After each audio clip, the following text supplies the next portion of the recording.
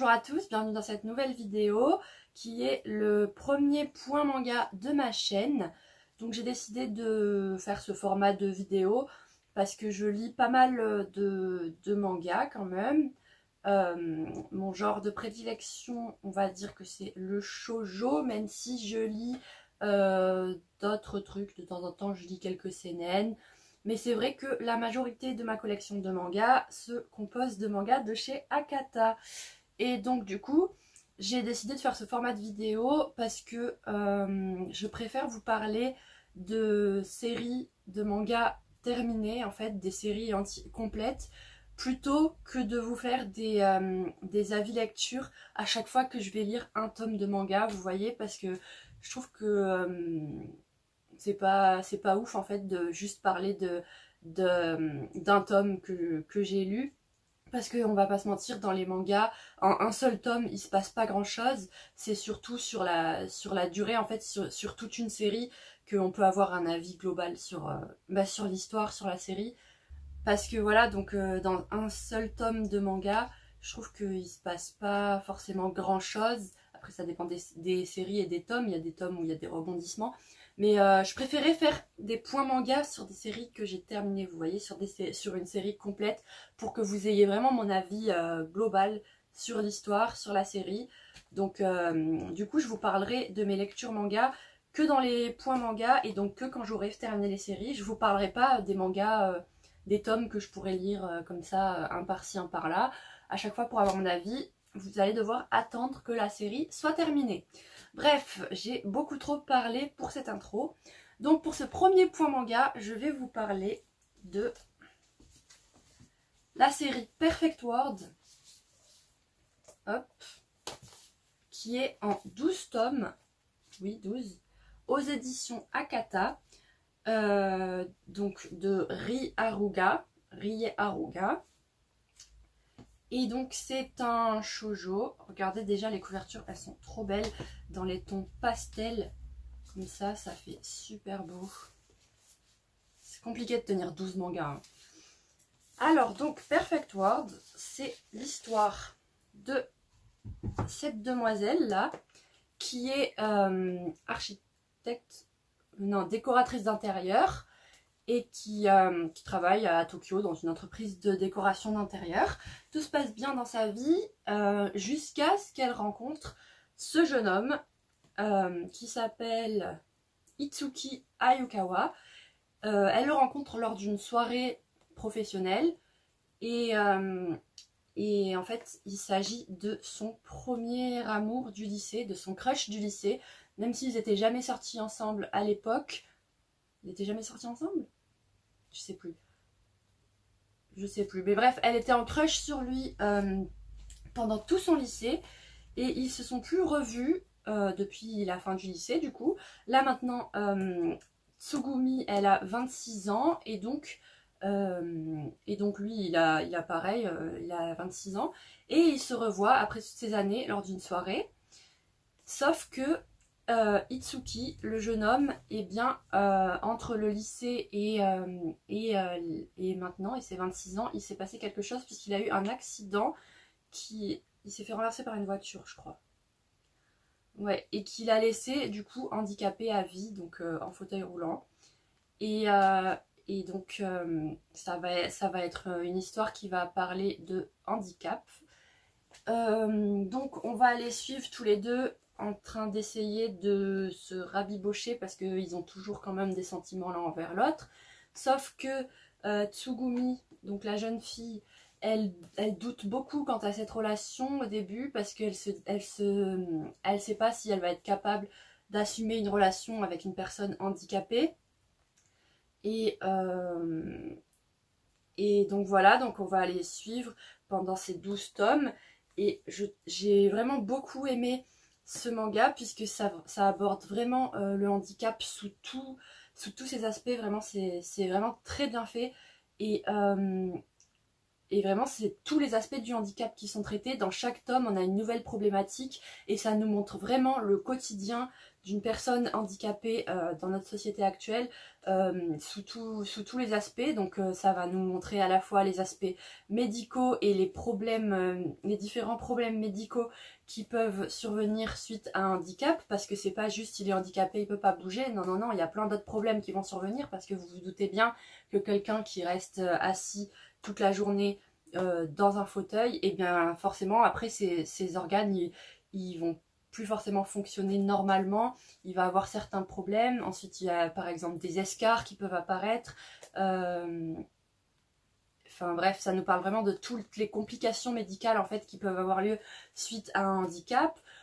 On aborde aussi la question d'un couple avec une personne non handicapée et une personne handicapée. Est-ce que c'est possible? Comment l'entourage va réagir? Enfin, est-ce que vraiment une personne handicapée peut être en couple avec une personne non handicapée, une personne valide, voilà. Donc on va voir que oui, forcément, vous vous doutez bien, c'est une romance, donc on sait qu'ils vont être en couple les deux, hein, on le sait dès le début, mais durant ces 12 tomes, il va y avoir pas mal de péripéties et de rebondissements dans leur couple, etc. Donc on va parler aussi du regard de la société sur le handicap, qui n'est pas forcément toujours bienveillant. On va parler aussi de la manière dont les infrastructures et l'architecture urbaine est pensée, et on va voir à quel point des fois c'est pas forcément bien pensé pour les personnes en situation de handicap. Lui donc, le Itsuki, il est architecte et c'est un architecte vraiment très brillant, il est très reconnu dans son métier. Et en fait, sa spécialité, c'est de construire des maisons universelles, ils appellent ça. Donc des maisons pour les personnes handicapées, vraiment adaptées aux personnes handicapées, avec la bonne taille pour les pièces, les portes et tout ça, pour les différents meubles qu'on peut avoir dans une maison handicapée, les lits médicaux, tous les trucs médicaux. Donc lui vraiment c'est un architecte de renommée qui, son but ultime c'est de construire des maisons et de développer, de plus développer ces maisons universelles. Donc il va être aussi beaucoup question de l'acceptation du handicap, puisqu'on va avoir des flashbacks de la vie d'Itsuki au début, juste après son accident, quand il s'est réveillé, qu'on lui a dit qu'il était handicapé, qu'il ne pourrait plus jamais marcher, parce qu'à la base, lui, il était basketteur, il faisait du basket au lycée, donc on va voir tout le cheminement psychologique pour arriver à accepter son handicap et à accepter de continuer à vivre en sachant qu'il ne pourrait plus jamais déjà pratiquer le basket et plus jamais marcher, enfin en sachant tout ce que son handicap va impliquer. Donc dans ces flashbacks, du coup voilà, on va avoir tout ce cheminement psychologique d'une personne qui apprend qu'elle va devenir handicapée. On va aussi croiser d'autres personnages qui sont handicapés, qui sont nés avec un handicap. Du coup on va avoir à la fois les deux points de vue et les deux cheminements de pensée, et les deux positionnements psychologiques que peuvent avoir une personne qui est née avec le handicap, donc qui n'a connu que ça, et une personne qui apprend qu'elle a un handicap après avoir été valide une grande partie de sa vie. Donc ça c'est intéressant de pouvoir voir comment ça se passe psychologiquement pour chacun de ces deux cas, parce que vous vous doutez bien que ce sera plus facile, entre guillemets, d'accepter un handicap quand la personne est née avec et qu'elle n'a jamais pu découvrir ce que c'était la vie autrement. Donc ça c'est intéressant. Ensuite on a aussi toute la question de la famille de la jeune fille, Tsugumi, qui on va voir qui vont au début pas être pour le fait qu'elle sorte avec une personne handicapée. Donc il y a toute cette question de la vision de l'entourage quant au fait que leur fille va sortir avec une personne handicapée. Ils sont pleins de questions, plein de réticences, vraiment. Même il y a une personne de sa famille qui est vraiment très réticente au fait qu'ils soient en couple tous les deux. Donc il y a tout cet aspect-là qui est abordé. Et puis pour finalement voir si au final la famille va accepter. Enfin voilà, parce que forcément, si si elle se met à sortir avec une personne handicapée, ben, sa famille, ils vont s'inquiéter, ils vont se demander si ça va pas trop être dur à vivre pour elle, parce que c'est avant tout dur à vivre pour l'entourage en fait. C'est dur pour la personne qui est handicapée, mais c'est aussi dur pour l'entourage, c'est ça que je voulais dire. Donc ils vont s'inquiéter pour leur fille forcément, donc ils vont tout faire pour pas qu'elle sorte avec lui et pour la dissuader.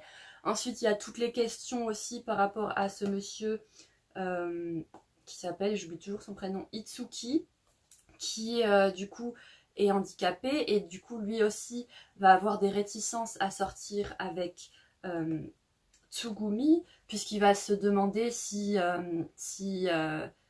il est tout simplement s'il est suffisant pour elle en fait, s'il va réussir à la rendre heureuse en étant handicapé. Donc il y a tous ces questionnements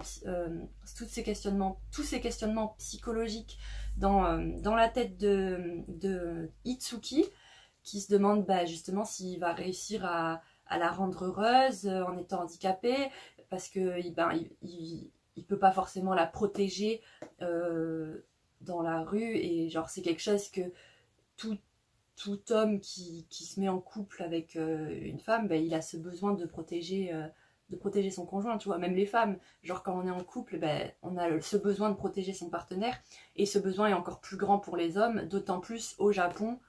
Donc lui il va se poser beaucoup de questions, il va se dire mais je peux pas protéger ma copine, je peux pas faire plein de choses avec elle, je lui limite sa vie entre guillemets parce qu'il y a plein de trucs qu'ils peuvent pas faire ensemble. Puis voilà, donc il y a toutes ces questions qui va se poser. Elle aussi, bah, elle va forcément se poser des questions, si elle va être capable de surmonter ce handicap, si l'amour qu'elle porte à Itsuki va être suffisant pour qu'ils vivent en couple. Voilà. Ensuite, bah forcément, il y a toutes les questions de l'avenir aussi. Quel avenir pour eux? Parce que les personnes handicapées ont une espérance de vie plus limitée, vu qu'ils sont sujets à beaucoup plus de maladies, de complications médicales, d'infections, etc.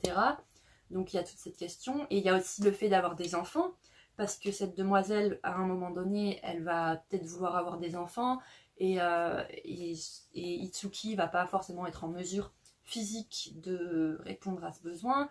Donc il va y avoir aussi toute une question de l'adoption aussi. Ça enfin vraiment il y a tous les aspects qu'une personne handicapée peut rencontrer dans sa vie. Ils sont abordés dans cette série. C'est vraiment très bien fait et c'est pas romancé. C'est pas montré de manière à ce que ce soit amélioré. Enfin ouais, c'est pas romancé quoi. C'est vraiment la réalité. On nous montre, on nous dit pas. Enfin, on nous fait pas fantasmer sur un truc qui n'est pas...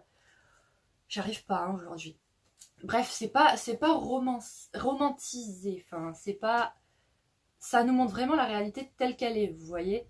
Ça nous la montre pas une version améliorée, une version édulcorée. Ça nous montre vraiment dans les faits, quoi. Et genre, pour vous dire, on n'omet aucun détail. Même les détails qui peuvent paraître... un peu sale, eh ben on nous en parle, parce que par exemple Itsuki, vous vous doutez bien qu'il ne peut pas faire sa toilette tout seul, donc ça c'est abordé. On nous parle également de divers aspects enfin, quand il va aux toilettes, quoi, vous vous doutez bien qu'il ne peut pas aller aux toilettes, donc forcément il y a tous ces aspects-là. Il a une assistante de vie, et ça on nous le montre vraiment, comment ça peut être vécu de manière humiliante, le fait qu'on l'aide à faire ses besoins, quoi. Donc il n'y a vraiment rien qui est oublié. Il y a vraiment tous les aspects qui sont montrés, et j'ai vraiment trouvé ça très bien, parce que on nous montre à la fois les bons comme les très mauvais côtés d'une personne handicapée, et ça c'est bien. Et j'étais en train de dire un truc et j'ai oublié. Oui, voilà, on nous montre aussi par rapport au regard que la société a sur les personnes handicapées. À un moment ils vont vouloir adopter un enfant, et donc on va voir que déjà pour des couples normaux c'est difficile d'adopter un enfant, mais avec un parent handicapé on va voir que c'est encore plus difficile, parce que même si ce parent il a un travail, vraiment il a une très bonne carrière, il gagne bien sa vie, il est tout à fait capable d'être un bon père, et ben le fait qu'il soit handicapé, forcément ça va rendre les choses plus difficiles. Les gens qui vont être chargés d'évaluer si les deux pourraient être de bons parents, ben, ils vont être d'autant plus stricts, d'autant plus pointilleux, ils auront des préjugés et tout ça. sur le handicap, donc ça va être encore plus compliqué. Enfin voilà, ça aborde vraiment tout le handicap. Et encore là, j'ai dû oublier des trucs, hein, parce que vous vous doutez bien qu'en 12 tomes, on aborde énormément de choses. On aborde aussi un autre truc qui peut arriver, mais on n'y pense pas en fait. Lorsqu'il se passe une catastrophe naturelle, bah, comment ça se passe pour les personnes handicapées? Enfin, ils peuvent pas se protéger comme nous on pourrait le faire. Enfin, comment ça va se passer pour eux, quoi? Et ça, c'est abordé aussi, parce que c'est vrai que les catastrophes naturelles, ça arrive pas souvent. Enfin, au Japon, ça arrive un peu plus. Mais du coup, on pense pas vraiment à toutes les personnes qui sont limitées physiquement. Comment ça se passe dans ces cas-là, quoi. Donc là, c'est abordé. Ensuite, qu'est-ce qu'on aborde encore? Plein de choses, en vrai. Et du coup, on découvre plein d'autres personnes en situation de handicap. Il n'y a pas que ce monsieur. On retrouve des jeunes, des moins jeunes. On a l'exemple d'un couple qui est quand même assez âgé et avec une personne valide, une personne handicapée. Et ça nous montre qu'ils ont réussi quand même à former un couple et à vivre leur vie heureux, tout simplement. Et que c'est possible. Donc ça montre à ces deux jeunes gens qu'effectivement c'est possible. Enfin bref, j'ai dû oublier plein de trucs, mais c'est vraiment génial. Et c'est pas du tout niais, vraiment. C'est très adulte. C'est très bien écrit, c'est très mature en fait comme manga. C'est pas niais comme d'autres shoujo peuvent l'être. Vraiment, c'est très contemporain aussi. Et les personnages sont très attachants. Voilà, c'est pas du tout niais, c'est très réaliste, c'est très contemporain. Et vraiment, je vous le conseille grandement. Je vous conseille vraiment cette série de mangas et ça va vous permettre aussi d'avoir un autre regard peut-être sur le handicap et d'en apprendre plus parce que c'est vrai que c'est pas quelque chose sur lequel on est forcément formé. Moi, il y a des trucs que je ne savais pas forcément et voilà, donc c'est un très bon manga que tout le monde devrait lire parce que c'est important. Donc voilà, c'était mon avis sur la série Perfect World de Rie Haruga. J'espère... non, ça va pas aujourd'hui. Hein. J'espère que je vous ai donné envie de découvrir cette série en 12 tomes. Donc voilà. Et vraiment, et aussi ce que j'ai pas dit, c'est que chaque tome, à la fin de chaque tome, ça nous laisse sur un petit cliffhanger et on a vraiment envie de continuer en fait, de lire la suite. Le rythme est vraiment très bien, c'est dynamique et vraiment le rythme est très bien, c'est pas lent, on s'endort à aucun moment. Alors qu'on pourrait se dire, oui, c'est un manga tranche de vie, c'est un shoujo, donc ça va être un peu plat, vous voyez. Mais là, non, il y a des rebondissements à chaque fois. Même si c'est tranche de vie, ils arrivent à faire des rebondissements dans la romance, des rebondissements dans la maladie de Itsuki. C'est vraiment super bien fait et c'est addictif en fait et on a envie de continuer. Et donc voilà, c'est vraiment très bien fait, c'est une très bonne découverte et je vous recommande vraiment Perfect World. C'est une série qui a quelques années maintenant, mais ça n'a pas du tout mal vieilli, c'est très actuel et vraiment lisez Perfect World. Donc voilà, c'est fini pour mon premier point manga. J'espère que ça vous a plu, que ça vous a donné envie de découvrir ce manga. Si ça vous a plu, n'hésitez pas comme d'habitude à aimer la vidéo, mettre un commentaire, vous abonner. Et si vous ne savez pas quoi commenter, vous pouvez mettre... Alors là, j'ai aucune idée. Mettez un emoji, un cœur, mais un cœur bleu. Je sais pas pourquoi, mais mettez un cœur bleu, voilà. Et on se retrouve la semaine prochaine pour une prochaine vidéo. Ciao!